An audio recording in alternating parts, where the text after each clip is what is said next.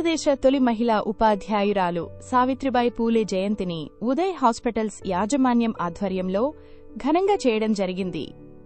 ఈ సందర్భంగా డాక్టర్ ఉదయ్ మాట్లాడుతూ, మహిళా విద్య కోసం పోరాటం చేసిన గొప్ప వ్యక్తి, మహిళా స్వేచ్ఛ మరియు హక్కుల కోసం కృషి చేసిన గొప్ప సంఘ సంస్కర్త సావిత్రిబాయి పూలే గొప్పతనాన్ని వివరిస్తూ, ప్రతి ఒక్క మహిళ ఆమెని ఆదర్శంగా తీసుకుని స్వేచ్ఛగా జీవించాలని ఆయన తెలియజేశారు. ఈ కార్యక్రమంలో సామాజిక కార్యకర్తలు, స్థానిక మహిళలు మరియు హాస్పిటల్ సిబ్బంది పాల్గొనడం జరిగింది. కానీ అన్ని స్థాయిలో ఉన్నటువంటి మహిళలు పబ్లిక్గా బయటికి రావటం, రోడ్డు మీద మగవాళ్లతో సమానంగా అన్ని రకాలైనటువంటి వృత్తుల్లో రాణించటం, చదువుకోవటం, ఒక స్థాయిలో గొప్పగా రాణించడం, క్రీడల్లో ఇప్పుడు ప్రధానంగా క్రీడల్లో ఎక్కువ మంది మగవాళ్లతో సమానంగా అంతకన్నా ఎక్కువగా కూడా పథకాలు సాధించటం, ఇవన్నీ కూడా దేన్ని సూచిస్తున్నాయి? మనందరం స్త్రీ పురుష సమానత్వాన్ని చేరుకున్నటువంటి లక్ష్యంలో ఉన్నాం. అది ఎక్కడ జరుగుతుంది? ఒకటి క్రీడల్లో ఉంది, రెండు రాజకీయ రంగంలో ఉంది. కానీ సామాజికంగా ఒక స్త్రీ తన ఇంట్లో తన సాటి పురుషుడితో, అంటే అక్క చెల్లెలతో, మా అన్నదమ్ములతో సమానంగా అక్క చెల్లెలు కానీ, లేదా భర్తతో సమానంగా భార్య కానీ, అమ్మతో నాన్నతో సమానంగా అమ్మ కానీ, ఇటువంటి విలువలు నిజంగా సమాజంలో కానీ లేకపోతే మన ఇంట్లో ఉన్నాయా లేదా అనేది మనం ఇంకా క్వశ్చన్ చేసుకోవాలి. అయితే మనం ఈ స్థాయిలో స్త్రీలు ఇంకా ఉండడానికి ప్రధానమైనటువంటి దేశంలో కారణమైనటువంటి ఒక వ్యక్తి సావిత్రిబాయి పూలే. ఆవిడ జనవరి 3న జన్మించారు.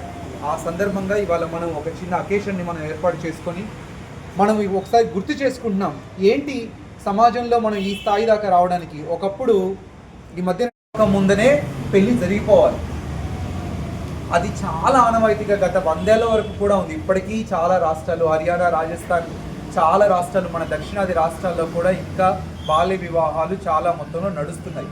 మరి 9 ఏళ్లలో కాకపోయినా కొన్ని వర్గాల్లో, కొన్ని కమ్యూనిటీస్లో ఇంకా 9 ఏళ్ళకు కూడా చేస్తున్న వాళ్ళు ఇంకా ఉన్నారు.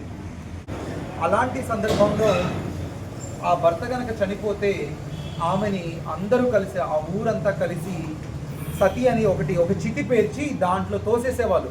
నీ భర్త లేడు కాబట్టి నీకు విలువ లేదు, నీ భర్తతో పాటే నువ్వు ఆ సతి మీద కూర్చుంటే, ఆ చితి మీద కూర్చొని బతికుండగానే చనిపోతే నీ తాత ముత్తాతలకి, నీ భర్తకి స్వర్గలోకం ప్రాప్తిస్తుంది అనేది మన అన్ని సాంప్రదాయాల్లో, శాస్త్రాల్లో మంచిగా రాసి పెట్టారు. అదే చాలా ఆనవాయితీగా చాలా సమాజంలో పాతుకుపోయింది, పేరుకుపోయింది. స్త్రీలందరూ అట్లా బలి కావించబడ్డారు. తర్వాత పెళ్ళైన తర్వాత మళ్ళీ తిరిగి పెళ్లి చేసుకోవడానికి చాలా 100 ఏళ్ళగా, 1000 సంవత్సరాలుగా ఆడవాళ్ళకి ఏ హక్కు లేదు.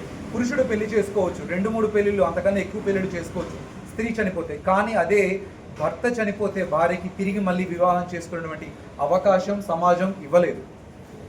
చిన్న వయసులోనే పెళ్ళిళ్ళు, భర్త చనిపోతే పెళ్లి చేసుకోకుండా ఉండటాలు, అట్లనే వాళ్ళని ముండలుగా, అంటే పూర్తిగా ఎటువంటి అలంకరణ లేకుండా, వాళ్ళకి నచ్చినటువంటి స్వేచ్ఛగా జీవించకుండా, ఏ అధికారం లేకుండా, కేవలం ఆ ఇంట్లో ఒక మూలన కూర్చొని ఇంట్లో అన్ని రకాల పనులకు మాత్రమే ఒక స్త్రీ ఉద్దేశించబడింది చాలా సంవత్సరాల పాటు. ఇట్లా నడుస్తున్నది. అట్లాంటి పరిస్థితుల నుంచి మనందరం బయటపడి ఇవాళ మనందరి చేతుల్లో హక్కులు ఉన్నాయి. ఇవాళ అట్లా కనుక ఎక్కడైనా జరిగితే మనం ఆశ్చర్యపోతాం. వాళ్ళందరికీ వ్యతిరేకంగా మనం మాట్లాడతాం. మనకి కొన్ని హక్కులు ఉన్నాయి. అసలు స్త్రీ కూడా మిగతా మగవాళ్ళలాగా తను ఒక మనిషి. ఇట్లాంటి ఒక హక్కుల పరంపర ఏదైతే ఉందో అది జస్ట్ ఒక 50 నుంచి 100 సంవత్సరాల లోపు వచ్చింది. అది కూడా ప్రధానంగా రాజ్యాంగం రాసుకున్న తర్వాత నుంచే ఆడవాళ్ళు తిరిగి పెళ్లి చేసుకోవచ్చు. ఆడవాళ్ళకి చిన్నప్పుడే చదువు మానిపించేటువంటి, ఎంతవరకైనా చదువుకోగలుగుతారు, బయట ఏ టైం వరకైనా తిరగవచ్చు. వాళ్ళు పురుషులతో సమానంగా కొన్ని హక్కులు, తండ్రి చనిపోతే తండ్రి తర్వాత అటువంటి ఆస్తిని వారసత్వంగా పొందగలిగిన హక్కులు, ఇట్లాంటి అన్ని రకాల హక్కుల్ని ఆడవాళ్ళు గత 50-100 సంవత్సరాల నుంచి మాత్రమే పొందుతున్నారు. ఇది చాలా మందికి తెలియని విషయం. మనం కంప్యూటర్ యుగంలో ఉన్నాం, సోషల్ మీడియా యుగంలో ఉన్నాం, చాలా ఫాస్ట్ యుగంలో ఉన్నాం. గంటకి 10 రకాల 100 రీల్స్ చూడగలిగే ఉన్నాం. కానీ చాలామంది మన చరిత్రను మనం మర్చిపోతున్నాం. నిజంగా ఇట్లా ఉండడానికి, ఇట్లా స్త్రీ స్వేచ్ఛగా ఉండడానికి గల ప్రధానమైన కారణం మన రాజ్యాంగం, చట్టాలు. ఆ రాజ్యాంగంలో స్త్రీకి అన్ని హక్కులు ఉండాలి అని సూచించినటువంటి డాక్టర్ బిఆర్ అంబేద్కర్, లేదా అప్పట్లో ఉన్నటువంటి సామాజిక సంఘ కార్యకర్తలు ఎవరైతే, సంస్కరణవాదులు ఎవరైతే ఉన్నారో వీళ్ళందరికీ మూలం వేసిన దంపతులు పూలే జ్యోతిరావు పూలే, అట్లానే మన సావిత్రిబాయి పూలే. చాలామందికి తెలియని విషయం ఏంటంటే బ్రాహ్మణులలో కూడా మగవాళ్ళు మాత్రమే చదువుకోవడానికి, వేదాలు చదవడానికి అప్పట్లో ఉన్న గురుకులాలకు అర్హులు, ఆడవాళ్ళు అర్హులు కారు. కాబట్టి అన్ని కులాల్లోనూ అన్ని కమ్యూనిటీస్లోనూ ఆడవాళ్ళని ఒకే రకమైనటువంటి వివక్ష, అణిచివేత ఉంది. ఆ అణిచివేత నుంచి ఈ అణిచివేత నుంచి బయటపడడానికి అన్ని రకాల ప్రయత్నాలు 200 ఏళ్ల కిందటే చేసిన మహా మనిషి సావిత్రిబాయి పూలే. సో ఇంతటి ఘనచరిత్ర మనం ఇప్పుడు నిలబడడానికి అతి సామాన్యమైన వ్యక్తి అంటే మామూలు మధ్యతరగతి నుంచి వచ్చినటువంటి వాళ్ళు, రెండవది అందరికన్నటువంటి తక్కువగా చూడబడినటువంటి కులంలో నుండి వచ్చిన వాళ్ళు, శూద్రులు అనబడే కులం నుంచి వచ్చిన వాళ్ళు. మనకు తెలిసిందే కదా కుల వ్యవస్థ ఎట్లా ఉందో. అప్పట్లో ఇంకా కఠినంగా ఉండేది.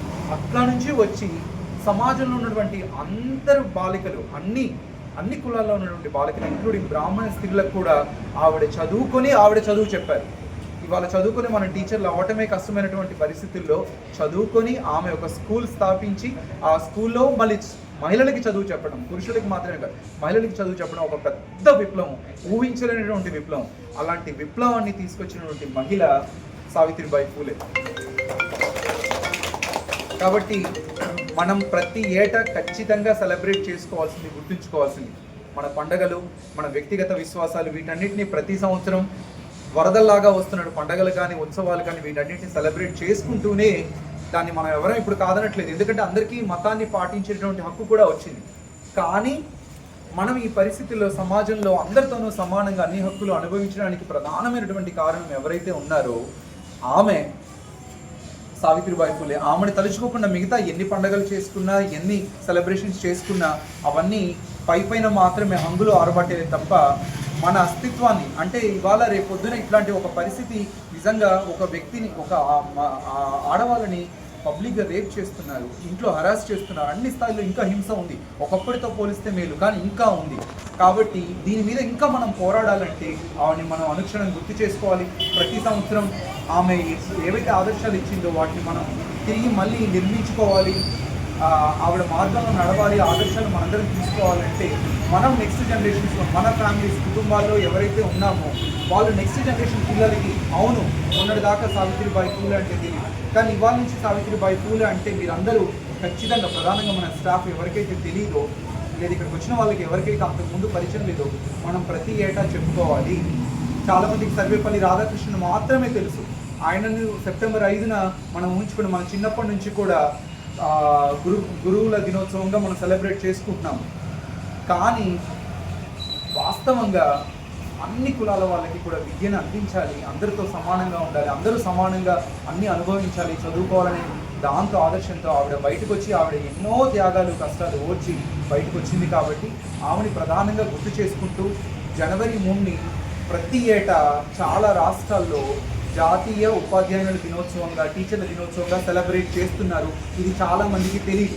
మీ స్కూల్స్, మనం పిల్లల్ని పెంచుతున్నాం కాబట్టి ఆ పిల్లలు స్కూల్స్కి వెళ్ళేటప్పుడు ఈ రోజు గుర్తు చేసుకొని సెప్టెంబర్ 5 మాత్రమే కాదు, ఈ రోజు కూడా ఉంది, ఈ రోజును కూడా మనం సెలబ్రేట్ చేసుకోవాలని అట్లీస్ట్ మనం వాళ్ళ ద్వారా టీచర్లకు చెప్పగలగాలి. చాలామందికి టీచర్లకు తెలియదు. అట్లనే మనం మన ఫ్యామిలీస్లో మనం సెలబ్రేట్ చేసుకోవాలి.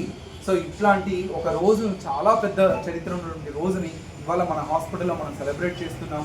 దీనికి ఇచ్చేసినటువంటి ఎవరైతే మన కోసం నిరంతరం మన పిల్లల కోసం, మన భవిష్యత్తు కోసం కన్నీళ్లతో తన జీవితాలను త్యాగం చేసిన త్యాగమూర్తులే మనకి లెగసీ, మనకి ఆదర్శం. ఆ ఆదర్శ దంపతులే సావిత్రిబాయి పూలే, జ్యోతిరావు పూలే. సుఖాలను పక్కన పెట్టి ఒకరి ఆలోచనలు ఒకరు పంచుకుంటూ నీకు ఈరోజు మహిళలే కాదు మన పురుషులకు కూడా ఈరోజు ఈ జీవితాన్ని ఇచ్చిన ఆ ఆది దంపతులు శివపార్వతులు కాదు, మనకి జ్యోతిరావు పూలే దంపతులే. ఆ మార్గంలోనే మనం ఈరోజు నిలబడగలిగాము.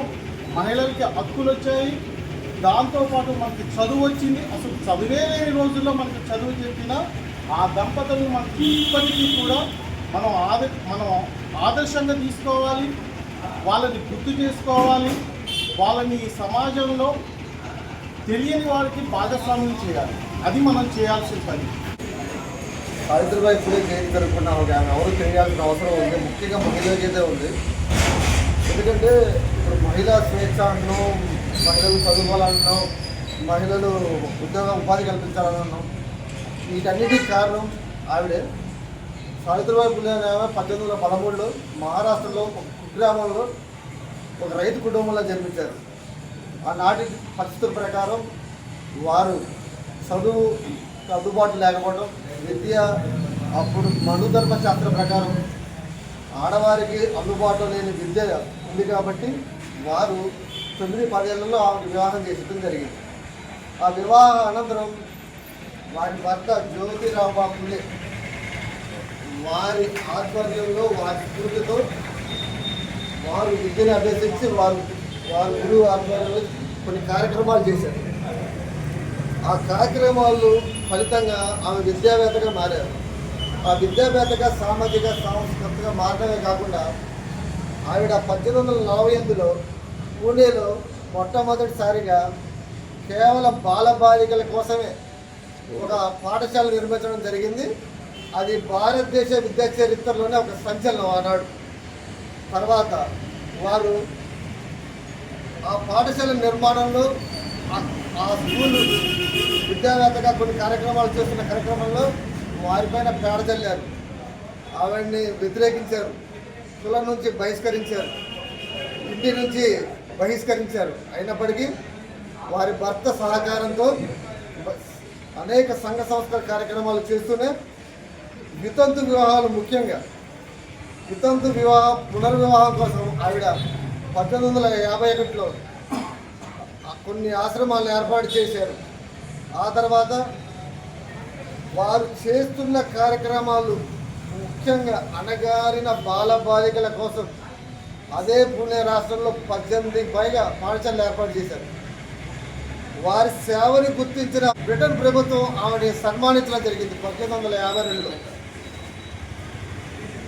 ఇప్పుడు మహిళా స్వేచ్ఛ, మహిళ ఈ బట్టలు వేసుకోవాలి, మహిళలు చదువుకోకూడదు అన్న ఆ రోజుల్లో దాదాపుగా 200 సంవత్సరాలు సమీపిస్తున్న ఆ సమయంలో ఆవిడ చరిత్ర సృష్టించారు.